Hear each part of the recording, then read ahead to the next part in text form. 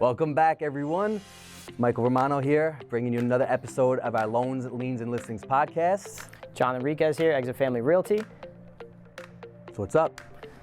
Nothing much, man. We just had Lee Friedman on, and we were talking about just a lot of different stuff between liens itself and short sales and foreclosed properties. But he did mention that if you're an FHA buyer or you're a conventional home buyer, you can purchase those properties as well. What's the difference between FHA and conventional? That's an awesome question. You get that, we hear that all the time. There's not many people, they know they've heard of FHA, they've heard of conventional, but they never really know what the difference is. The primary difference is FHA is helpful for people who make a little bit less income and their credit isn't as good. So there's more lenient and flexible credit requirements for FHA versus conventional. All right, there's also a little bit more leniency in terms of your qualifying ratios. So your debt to income ratio could be a little bit higher with an FHA versus a conventional loan. Okay. And then the other major difference, almost forgot, 3.5% down for FHA, 5% down for conventional. Those are the minimum. So if you're looking to save a little money on your down payment, the FHA loan might be a program that's good and more geared to your needs. All right, and is that the less of a down payment? I know they talk about private mortgage insurance. Is that in both FHA and conventional? Is that just an FHA? How does that work? It is, it's in both. So if you put down 20% on a conventional loan, you don't have to pay private mortgage insurance. Okay. So any loan that you put less than 20%, you have to pay private mortgage insurance. With conventional, after you get 20% equity in your house, or if you put the 20% down, PMI will come off. Okay.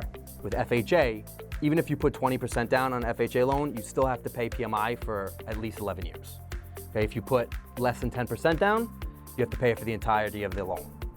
Okay, so there's 20% down FHA loans also. You could put 20% down FHA, sure. Really? Because I always thought, buyers usually always ask me if they go to FHA, it just predominantly means they're 3.5% down. So typically you don't see as many people putting 20% down with FHA, but if you run into a situation, you have the cash, you have the money in the bank, but you might have, a credit score that's less than stellar. Maybe a couple years ago you had some collections, judgments, missed payments, whatever the case may be.